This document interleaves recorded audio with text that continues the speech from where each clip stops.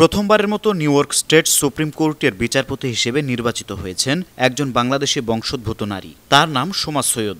এই খবর ছড়িয়ে পড়তেই নিউ ইয়র্কের বাংলাদেশি কমিউনিটিতে আনন্দের জোয়ার বইছে। সামাজিক যোগাযোগ মাধ্যম সরগরম হয়ে গেছে তাকে অভিনন্দনের বার্তায়।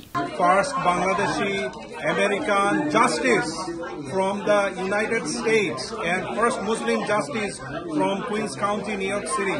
A Muslim Bangladeshi woman became New York State Supreme Court judge, and a very good and congratulations to her.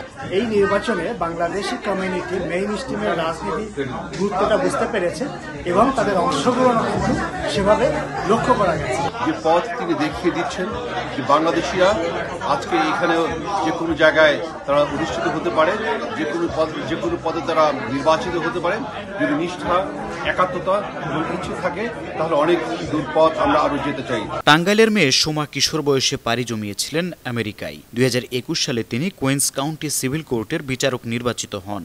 সেটি ছিল যুক্তরাষ্ট্রের প্রথম বাংলাদেশি আমেরিকান বিচারকের আসন লাভের গৌরবময় অধ্যায়।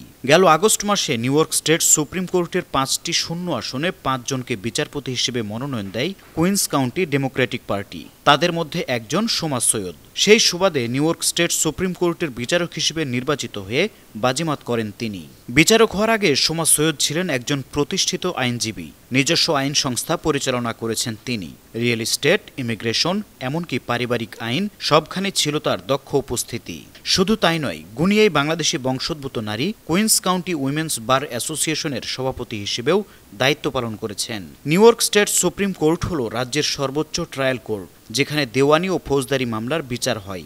সেখানে ন্যায় বিচার নিশ্চিত করার গুরুদায়িত্ব পালন করবেন বিচারপতি সোমা সৈয়দ। প্রবাস ডেস্ক, 52 টিভি।